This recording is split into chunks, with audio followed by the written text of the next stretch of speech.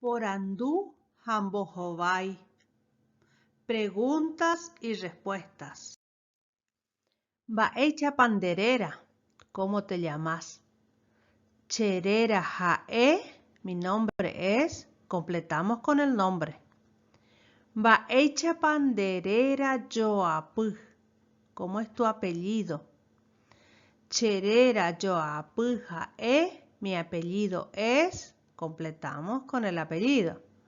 Mamó pareiko o mo pareiko. De ambos modos estamos preguntando dónde vivís. Chaiko Tarahuipe.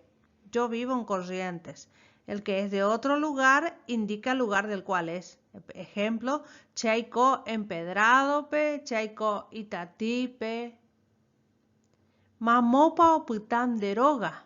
¿Dónde queda tu casa? A eso respondemos. Cheroga o Putata P, mi casa queda en calle, indicamos la dirección. Baepa o Hassan debe. ¿Qué te sucede? ¿Qué le sucede? ¿Qué te pasa?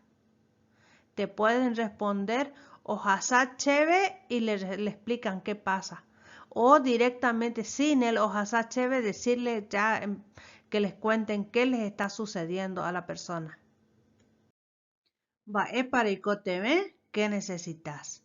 Ahí la persona nos puede decir aikoteme y nos dice qué necesita. O simplemente sin decir aikoteme, te puede decir qué está necesitando en ese momento. Glosario. Baechapa es cómo. Mamó, ¿dónde? Oga, roga, joga, casa. Boú, ¿cuántos? ¿Cuánto, cuántos? ¿Cuánta, cuántas? Rera, nombre. Puta, quedar o quedarse. Baepa, ¿qué? Aru, años. Rera yoapu, apellido. Ojasa, pasa. Tecoteme, necesitar.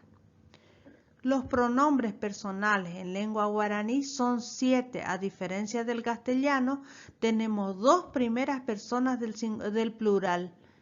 Ñandé y oré. Ñandé es incluyente, incluye al receptor y al emisor del mensaje, y oré excluye al receptor.